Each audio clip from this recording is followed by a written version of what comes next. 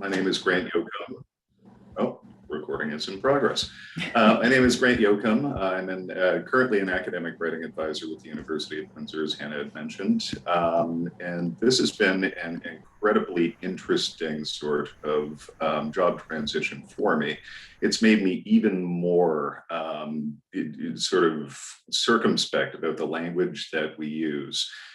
Because the theme of today is that language has power, and whenever power is exercised, we need to be conscious about how that power is exercised, sort of drawing on my background as an introductory ethics instructor here.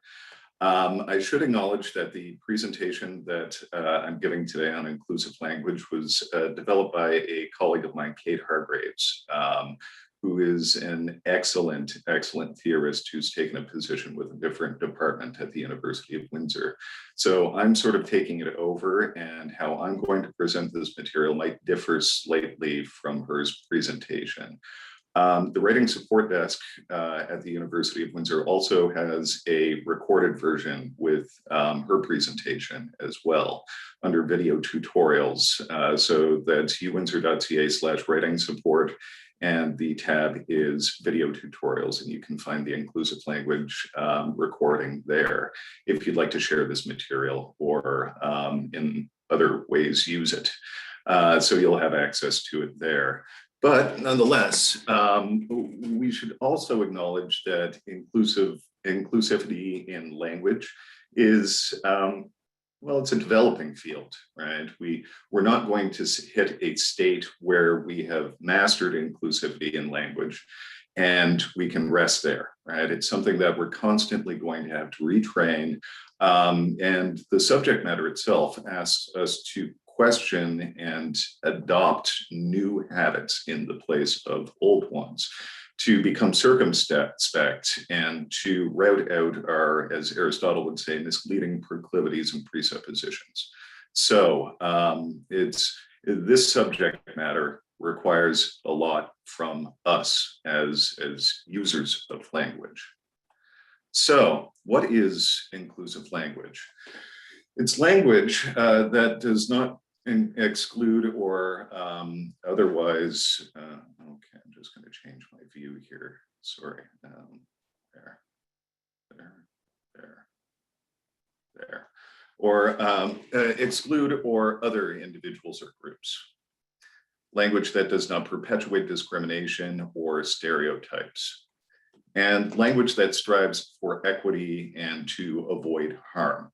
We all know that the terms that we use, and even without thinking, right, tend to, well, they carry a certain amount of power, right? And without thinking, a slip of the tongue can actually make somebody feel unwelcome or excluded or what have you, right? So inclusivity in language asks us to adopt a disposition towards these basic principles. And why use it? The idea here is, as I've mentioned, language is powerful. It not only describes, but can perpetuate and create our realities, right? Last fall semester at the University of Windsor, I was teaching a course called Stories of the City. And it was sort of designed around this notion that language and narrative sort of create the reality of the space that we exist within. And this is true in all aspects of sort of social construction as well. So the everyday language that we use can have quite a bit of power, right? And on top of that, respect for others is paramount. Inclusive language demonstrates respect. And when we speak or when we write, really what we're trying to do, especially in an academic context, is to open up a new sort of, to use Hart and Gray, new sort of forms of the common, right? Language is something that works because I don't own it, you don't own it, we all sort of own it. It exists neither privately nor publicly, but rather commonly, right?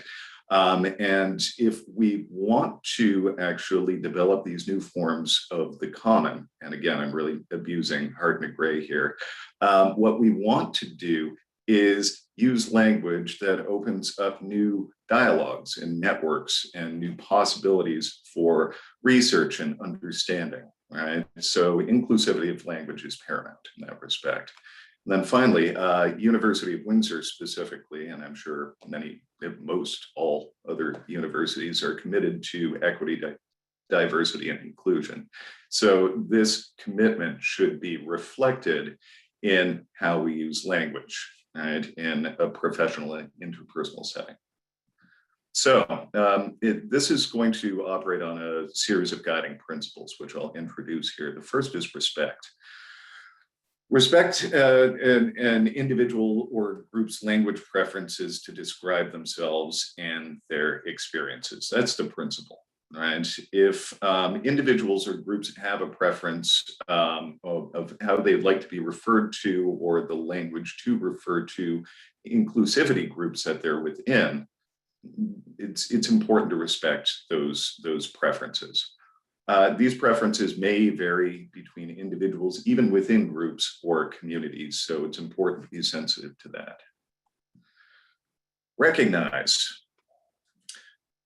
Now, a term that may be applicable as a member of a group may not be appropriate for use by someone who is not in that group. So it's important to recognize that, as I'll say this in a couple of minutes, but we should not treat groups as monolithic structures with a single set of preferences.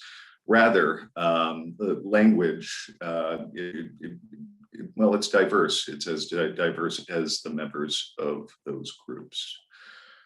Remember, and this is important, groups of people are as diverse as their experiences. I said I'd say it again in a minute. So we should avoid describing people or experiences as monolithic. More generally, memory it becomes an important factor here, because in trying to adopt new forms of inclusive language, this sort of remembering to do so and challenging our habits is an important factor as well. Relearn, and I've hinted at this before. And of course, the share screen's right in my way. Language is constantly changing, so it's important to be open to new inclusive language standards. I know from my experience that what's acceptable in an academic context since I first started my academic journey has changed probably 16 times, with pronouns, with terms for groups or developing nations or what have you. So it's a constant relearning process, right, in order to maintain the best sort of maximal inclusivity that we can with regard to our language. Okay, now I am stuck. Okay, so here's some general sort of inclusivity tips. Well, be inclusive is the first one. And of course, every time I touch that, it no longer does PowerPoint. Don't assume that your audience has the same background or experiences as you do. Recognize and respect the diversity of your audience. A good example of this would be, say, in a classroom setting, using a specifically North American example, right? And assuming that your audience has a North American background in order to accept and interpret and benefit from that example, right? So it's a matter of recognizing the diversity of our audience. Being current. It's important to seek to use the most current language and information, and this can be difficult. And like I say, it's a constant learning process. So if you aren't sure, you can reach out to members of the community that were perhaps engaging and trying to include with your language, or you can do some research from a number of reputable sources, which will be in the bibliography of this presentation, that can offer you some guidance. Be relevant, right? The idea is not to focus on a person's race, ethnicity, religion, or spiritual beliefs, disability, sexuality, or gender identity if these things are not relevant to your reading, or to your writing, rather, or to your oral presentation. Now, this does not mean erasing the aspects of someone's identity, but it's important to consider if there is a need to mention these identifiers. We're going to discuss a number of categories that are important to note with regard to inclusive language, starting with disability, moving on to Indigenous peoples, gender identity, sexual orientation, which is distinct from gender identity, race and ethnicity. So we'll begin with disability. Just a quick note about the structure of this. These slides are designed to introduce a set of principles and give you examples of terms to avoid and suggestions on terms to use rather than the avoided terms. This is done in order to give you examples so that you can understand the principle. And again, this is an evolving topic, so additional research will likely be necessary. Language and disability. It's important to consider that not all disabilities may be visible. And you've probably noticed I've got a bit of a shake. This is not a matter of it's my being nervous. A lot of people assume that I've got a condition known as essential tremors that under certain conditions sort of act up, and it can be considered a disability, right? Though it might not be as visible as other forms of disability. So there's a bit of an example there. Same thing that Katharine Hepburn had, if you're curious. The idea is to avoid the trope of implying that people with disabilities are inspiring or exceptional on the basis of their disabilities. It's important to ensure that content is accessible by following the Accessibility for Ontarians with Disabilities Act, AODA, including alt text for images and captioning for audio. And I'll note that the YouTube link that I suggested you could access through writing support, we've gone through and edited the captions on that so that they are accessible. So we should avoid using common phrases that imply that a disability is a problem. Barriers to accessibility are the problem and not the disabilities themselves. So, terms to avoid: suffers from MS, for example, or is confined to a wheelchair, handicapped parking, able-bodied, or crippled, an older term that's not in as much use these days. So each of these terms, it tends to present a disability as a problem, and sort of puts the onus on the person with the disability, and it de-emphasizes the questions of accessibility. So instead of suffers from MS, try has MS, right? Or uses an assistive device. Accessible parking rather than handicapped, right? So it's not the problem of the person who needs the handicap parking. The parking should be accessible to all. Non-disabled, or has a, no matter where I go, this thing is sort of in my way here, has a physical disability.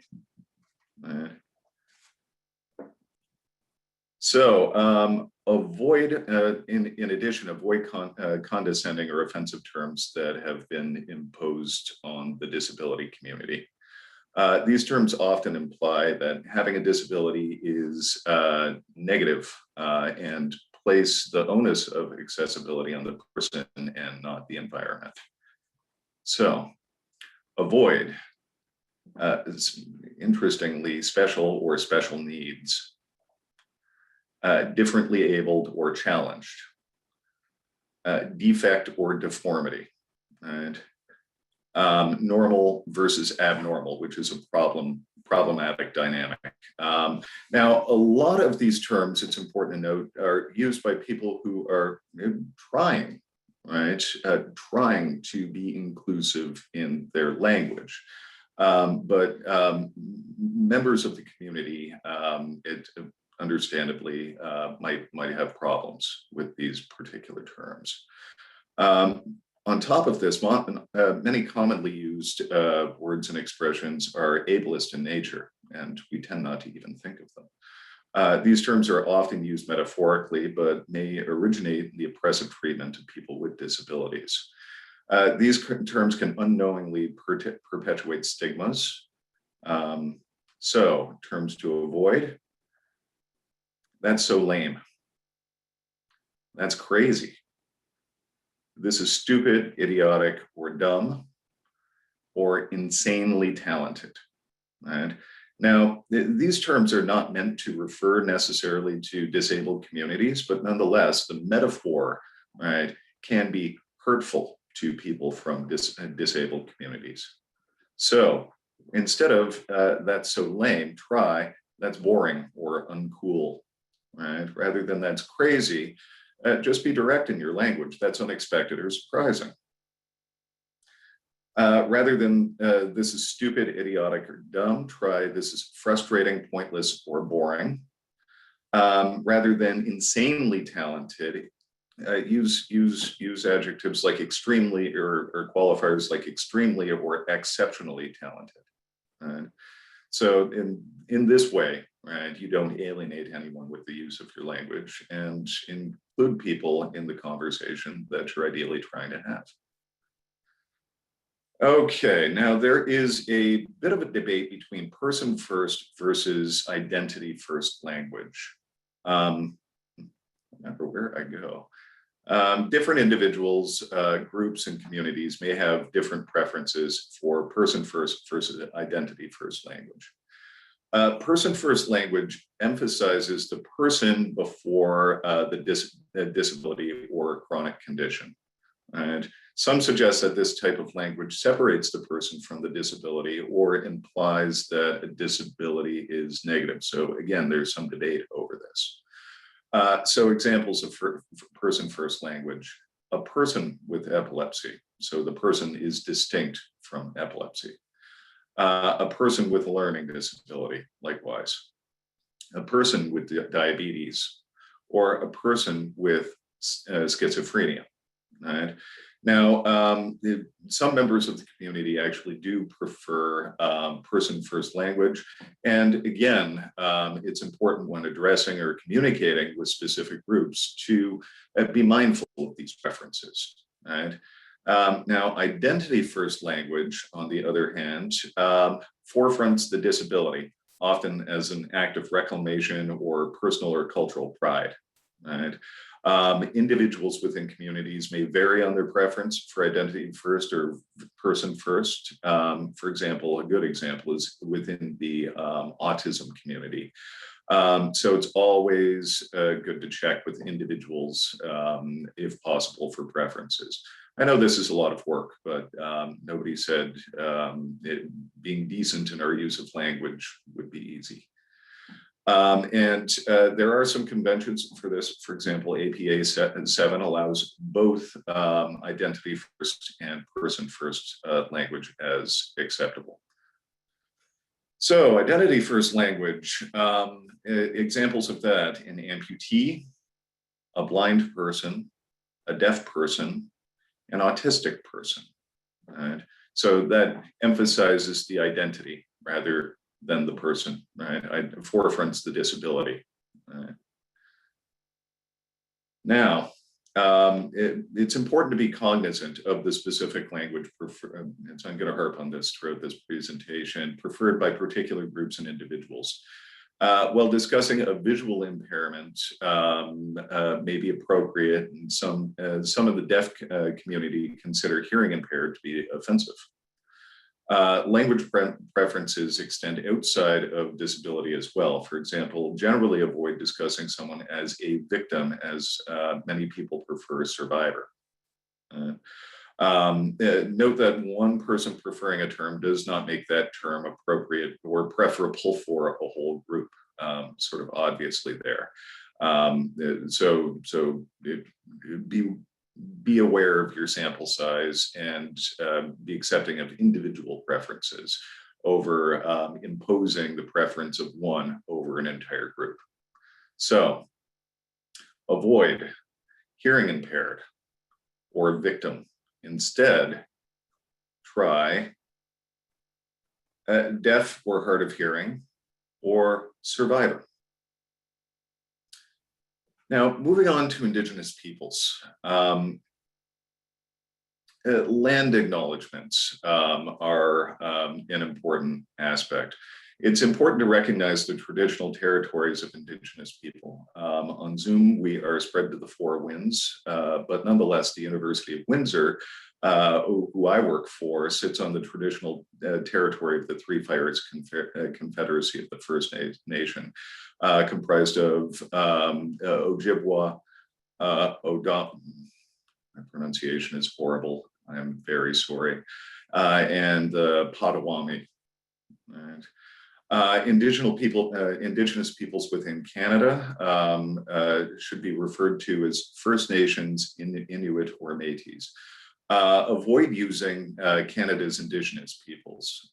Indigenous peoples collectively discussing Indigenous peoples, that's the term that should be used, right? Versus Indigenous people, which refers to just more than one Indigenous person. So when we are referring to the collective, it's Indigenous peoples. It's important to recognize also that nations are distinct. If possible, reference the specific nation, community, or band. Right? And terminology. To collectively describe First Nations, Inuit, and Métis in Canada, use Indigenous peoples, as the previous slide introduced. Aboriginal is also generally an appropriate term, but Indigenous is used more universally. Avoid using older terms like Native American or, at all costs, Indian, and capitalize Indigenous and Aboriginal just as you would capitalize French or English in your writing. Common misconceptions. There are quite a few of them. It's important not to confuse Inuit and Inuk. The singular of Inuit is Inuk. Saying Inuit people is also redundant. Inuit means people, and their language is Inuktitut. Right? Only use the term Inuit to refer to this group of Indigenous people within Canada, and avoid older and offensive terms. Right? This is key. Do not assume that all Indigenous individuals in the LGBTQ2SIA+ community are Two-Spirit. Two-Spirit individuals may also hold other identities. Okay, again, avoid appropriating cultural terms from Indigenous communities. This should be obvious, but to many it is not. These have specific meanings that should not be used out of context. So, avoid, we'll have a powwow, right, when you just have a meeting. At the bottom of the totem pole to describe your place in a pecking order. X is my spirit animal, which is something I see in online chats and discussions very often. And I found my tribe, as these are all specialized terms that have deep cultural meaning. And instead, use, we'll have a meeting. It's always best to be direct with language. At the top or the bottom of the hierarchy. I identify with X rather than spirit animal because it means something deep and specific. I found my community. So unless you're actually referring to a tribe, use community. And Norquest College has produced a guide on citing Indigenous elders in oral traditions in both MLA and APA forums. So there are resources for this. Always learn to follow protocol when contacting and citing Indigenous elders and knowledge keepers. The Four Feathers Writing Guide from Royal Roads University incorporates Coast Salish teachings into an academic writing development, and it's also an excellent resource if you're looking for guidance. Now, gender identity. A lot of our commonly used language is gendered, even if we do not notice. That's a running theme throughout this. There are meanings in language because language is an old common system that is infused with the sediment of generations of problematic uses. Right? So we may not even notice the terms that we constantly fall back on, that they have these deeper and perhaps derogatory meanings or unintended meanings, more to the point. Using gender terms and language can, in fact, exclude people. So use gender neutral terminology in order to be inclusive. And like I say, in academic writing, using gender neutral terminology for the entirety of my academic career has been a goal, right? But what the conventions for doing this are seem to often be up to a certain degree of debate, and these conventions change as we come to understand more about the consequences of our use of language.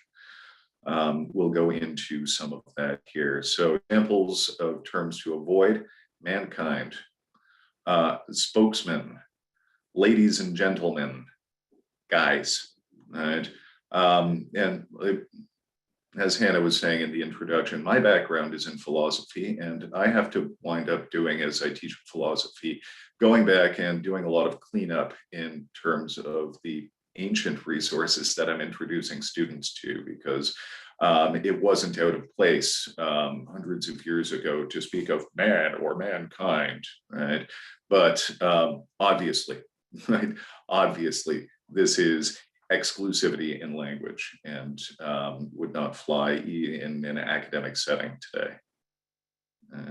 Use instead humankind, spokesperson, distinguished guests, or instead of guys, people, friends, folks, or all.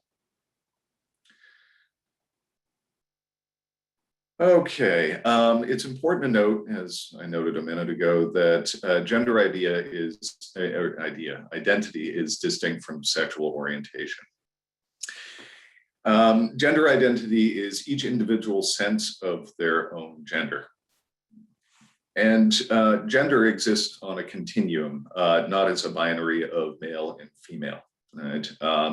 It's when teaching gender ethics, I frequently use the example, and I make myself an example here. I identify as he, him, I am male, but I might point to members of sports teams and say that my expression of male differs from many other expressions of male. So this introduces the idea of a continuum. The continuum is much wider and does not rely on these binary oppositions between male and female, because gender, right, is that continuum. Right? Language should be inclusive, right, of cis, trans, non-binary, two-spirit, gendered, non-conforming, and all gender expansive people. Right? If our goal is inclusivity, we should include all expressions of gender as we use our language. So there is sort of convention on this. The singular there, they, is grammatically correct when the gender of the subject is either unknown or the subject themselves uses they, them pronouns. Right, that's a set question there. Pluralizing can also keep phrases gender neutral. We'll have some examples of that in a second. Doctor is a handy one because doctor is gender neutral honorific for anyone with a doctorate. So anyone with a PhD or an MD can, Jill Biden, despite the controversy around Jill Biden, should be used. Doctor should be used since it is in fact gender neutral. Also, don't assume someone's gender or pronouns or honorific. Right, this is difficult when meeting new people and that sort of thing. It's always best, and I've had some specific training in this.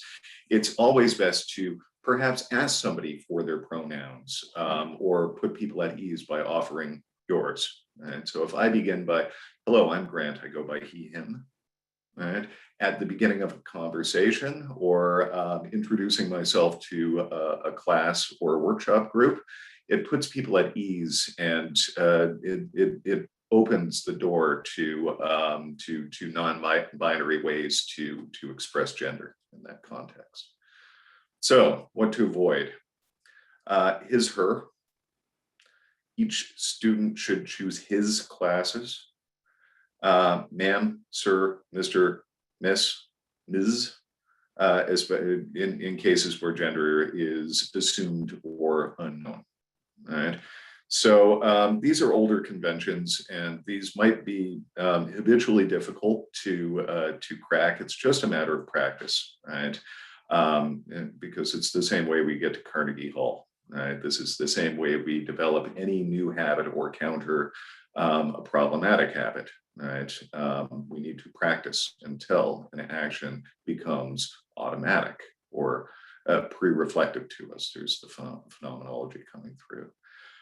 Use instead of he, her, there. Or instead of each student should choose his classes, which is obviously problematic, each student should choose their classes, or students should choose their classes. So good example of both the singular and the plural there.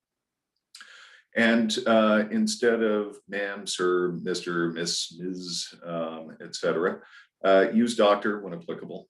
I know that there's a small proportion of Canadians with PhDs or MDs, but nonetheless, if you can use doctor as the honorific, do so, or ask, like I said, for the appropriate honorific. Right? Okay, always use the correct pronouns identified by an individual. Also, we should be aware that individuals may use neopronouns, and there are a few examples up here, X, Z, M, etc., or gender neutral pronouns, they, them, right?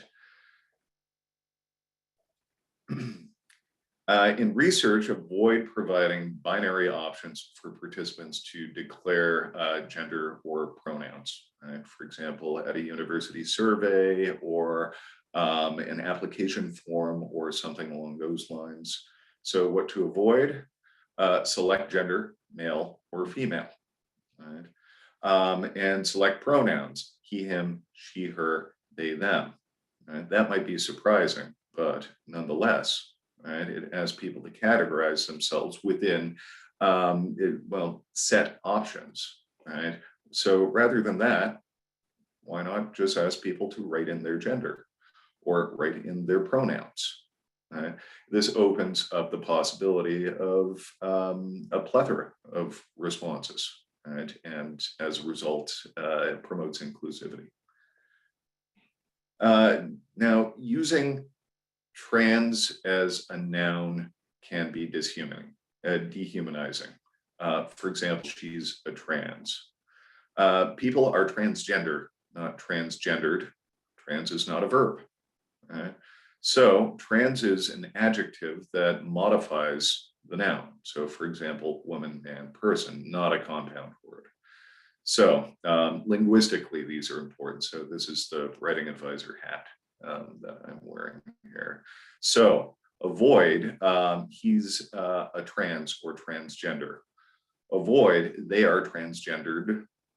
And avoid, she is a trans woman or hyphenated trans woman. Instead, use he's a transgender man or a trans man. They are a transgendered or transgender person. Let's see, I just did it. She is a trans woman. And so these are more inclusive ways to use your language when referring. And now, since orientation and gender and sexual orientation are distinct from one another, we're treating them as different categories appropriately here. So, sexual orientation, as I just noted, is distinct from gender identity. It describes, rather than gender, patterns of romantic or sexual attraction. So, terminologically, often an initialization will be used to encompass the rainbow community, but these can differ. They differ categorically and in terms of inclusivity. LGBT has been expanded to be more inclusive, for example. Sometimes shortened versions are used just because they're more practical, but nonetheless, an A plus or an asterisk symbol may be added to acknowledge orientations and identities outside the letters included. These initializations include a range of both sexual orientations and gender identities. So, this one refers to lesbian, gay, bisexual, transgender, queer and questioning, two-spirit, intersex, asexual, and categories otherwise not mentioned. So, well, the word queer has been reclaimed by many.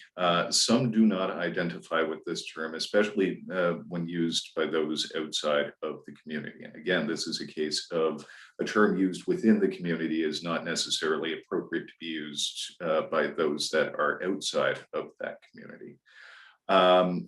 Gay should not be used as a blanket term for all LGBTQ2SIA+ folks. Right? Gay should not be likewise and sort of obviously not be used to mean uncool, bad, or uninteresting.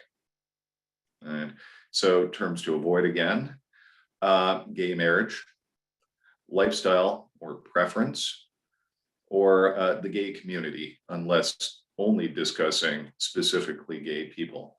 Now, gay marriage sounds to many, and actually has the linguistic operation of putting a qualifier on marriage, right? So gay marriage and marriage, if they're understood to be distinct, right, diminishes or others, right, other forms of marriage. So marriage is marriage through and through, right?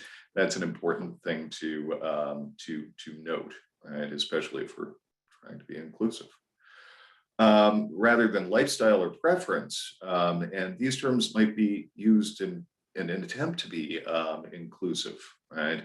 But they sort of minimalize, right, the importance of sexual orientation. So you're better to be direct, right, and use a term like sexual orientation.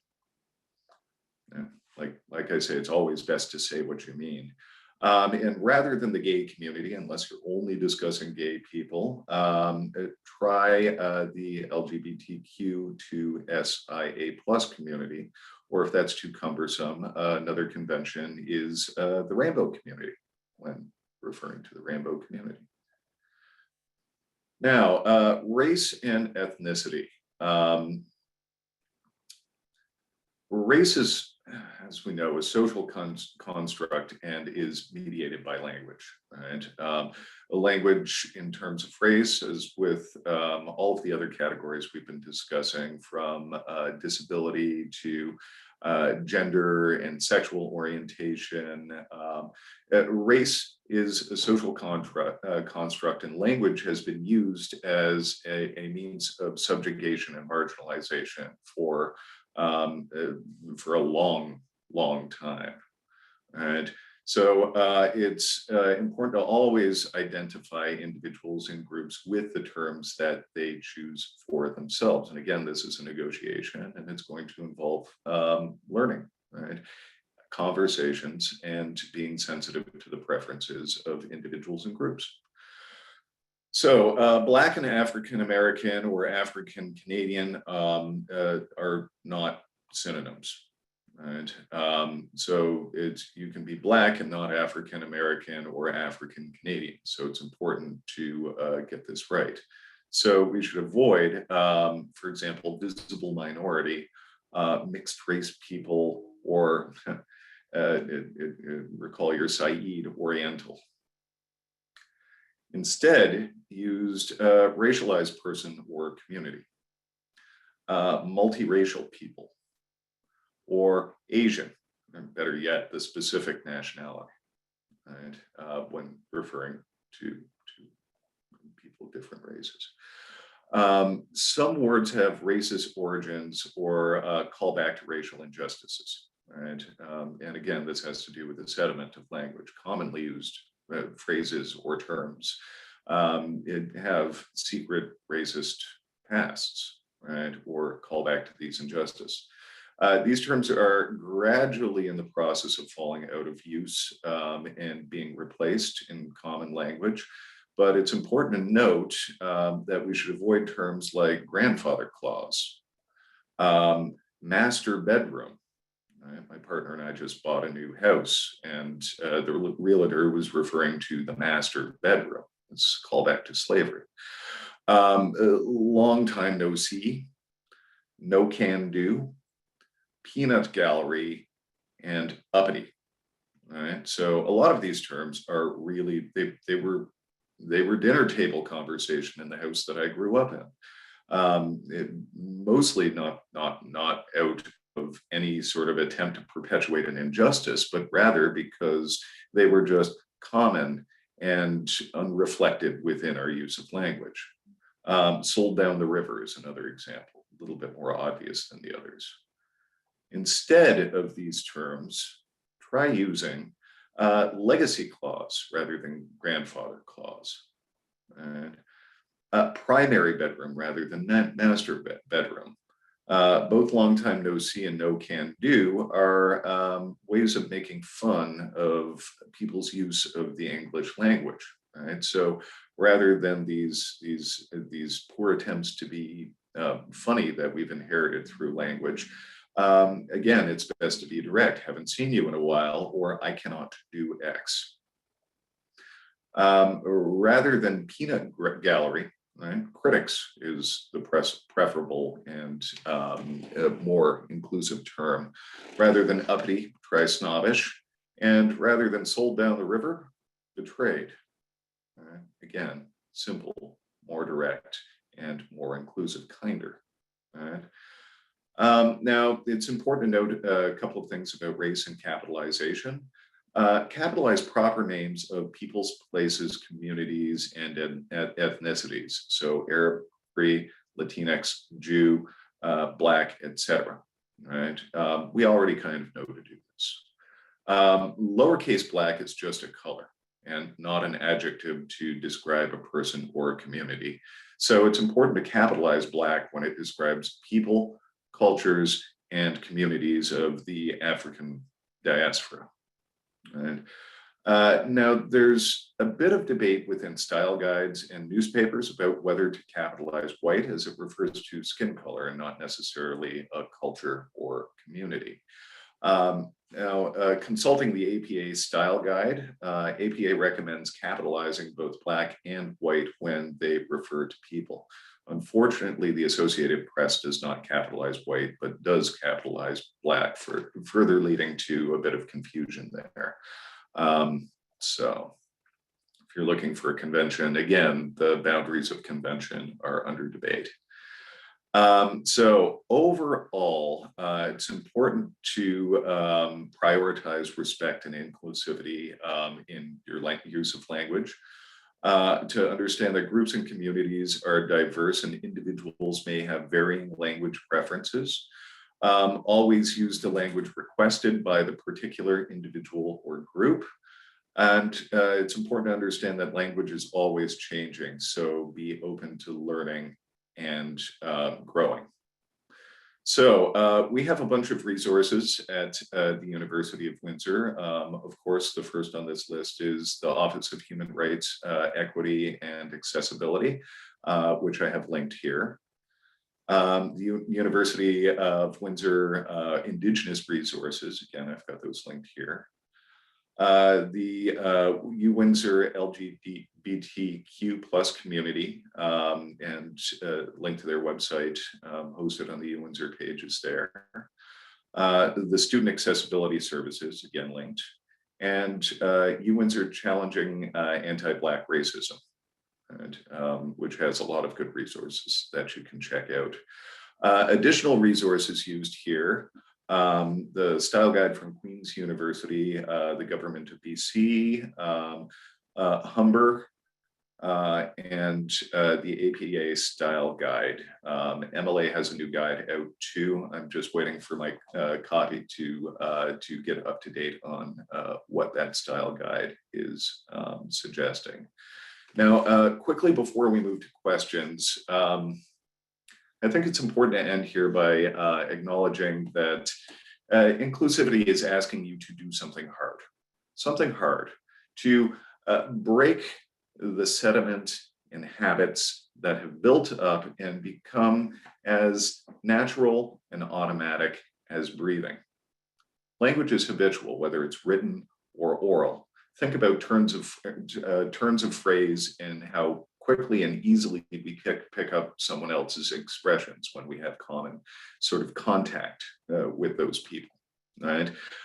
So this is going to involve a lot of self-reflection, vigilance, right, and effort on our parts, right? And again, as I started with this, inclusivity is not a state to be achieved and rested in, but rather one that is going to require constant negotiation. Now, on one last quick thing, and this is just housekeeping. This slideshow can be found with an audio recording by my colleague Kate Hargraves on the website for writing support. It's uwindsor.ca/writing support. You will not likely be able to access our Blackboard page because it's an internal University of Windsor resource. This is mostly for students, but if you'd like to get in contact with writing support at the University of Windsor, it's writingsupport@uwindsor.ca. And we would be happy to engage in all topics academic writing. So if you have any questions or wanted to reach out, please do email us at writingsupport@uwindsor.ca. All right, thank you. Thank you so much. That was very interesting. I definitely learned a few things myself. To note for questions, if you have one you would like to submit, if you hover over the screen, you will get the bottom bar that pops up and you can click on the chat. If you would like to submit a question anonymously, you can send it directly to me at the call ACBD. Above where you would type the text, there is a box that you can specify who you are directing the message to, everyone or a specific person. And if you would like to ask your question directly, you can raise your hand and I will call on you to unmute.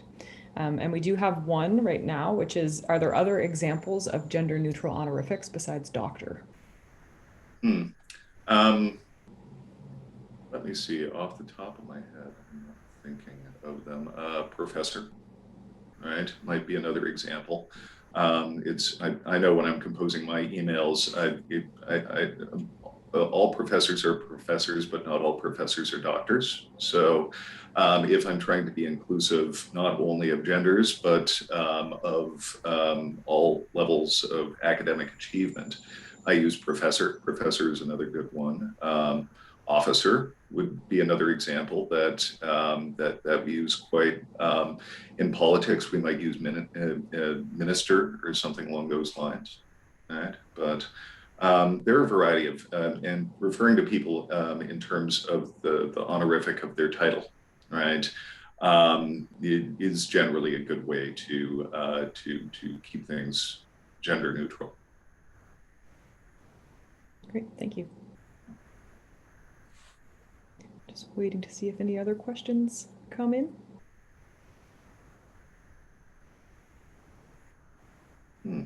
I see one here from Wendy.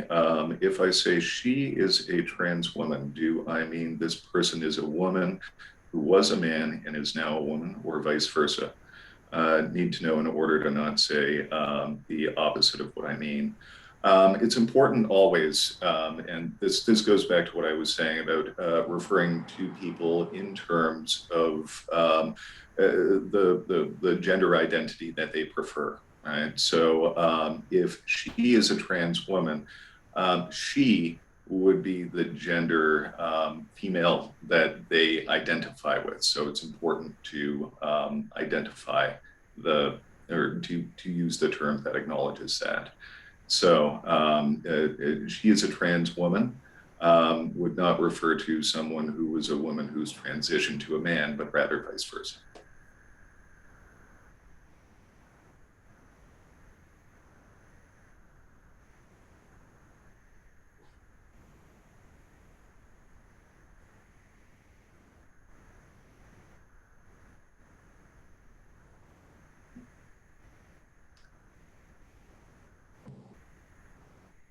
Pretty soon I'm going to start doing the Ben Stein. Anyone? Anyone? Bueller?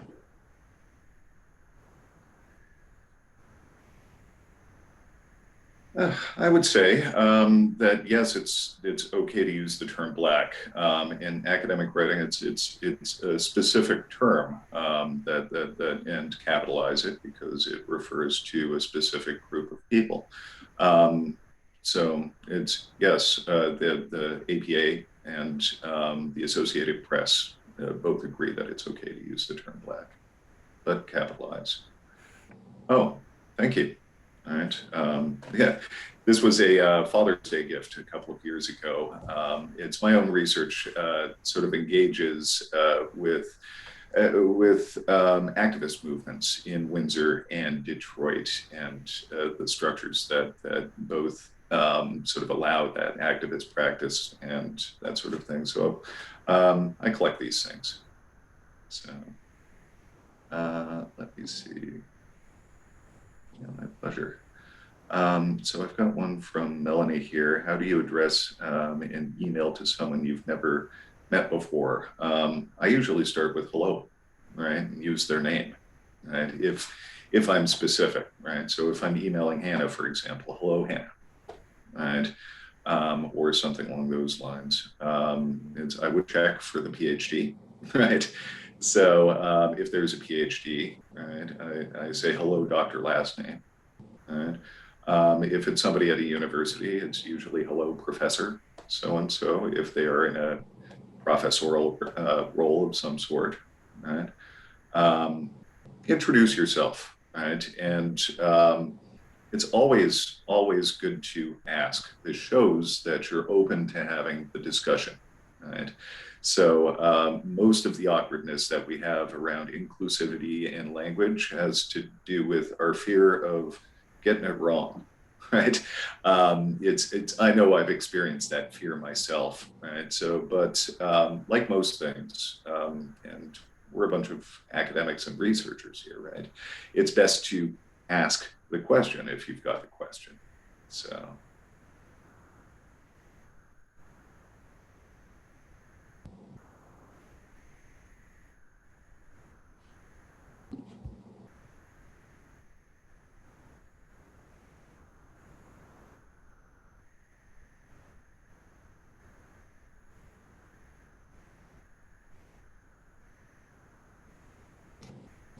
All right. Right. Do you have questions coming in directly? Yeah, I do. This is an interesting one. I believe it's from Wendy, wondering about the expression "a racialized person." Isn't everyone racialized, or in one way or another? Yeah, I do see like it's I'm white, I identify as male, I am of a race, right? So I do see, and technically that is the point, but racialized as a term as it's used today in academic settings or in most political settings operates to identify as generally a disadvantaged group, right? So it operates a lot like the statement "Black Lives Matter," right? Of course, all lives matter, but right now, the lives that are that at issue, right, are Black lives, right? And I see there's a matter of debate around this too, right? By identifying some groups as racialized and other groups as not racialized, that is, white groups as not racialized, it has the possibility of sort of imposing whiteness as sort of a default position, right? And there is an active debate in the community about this, and this is why. But currently, the convention, and that's why it's in the slideshow, is racialized. For example, there is a committee to promote equity among racialized groups at the University of Windsor currently. Right. So, and they do not mean those racialized groups that are in the majority. Thank you, thank you, thank you. Yeah, I think we're on to thank yous now. And I'd like to echo all of these thank yous. This was an interesting experience, and I hope you were able to take something useful from this. Most of the links that I shared in this presentation are also linked on Writing Support's website. So if you'd like to refer to them, it's uwindsor.ca/writing support. Great. Thank you so much for joining us today. We really appreciate you being here. And if anybody has any questions, do you mind if I send your email along to them? Oh, please. Let me see, I'm getting direct messages. Please type it into the chat even. It's gyocom@uwindsor.ca. You can find me on Writing Support's website as well. All right. Well, thank you. And thank you to everybody for coming out today. We really appreciate your attendance and your support. Other than that, have a great Friday afternoon.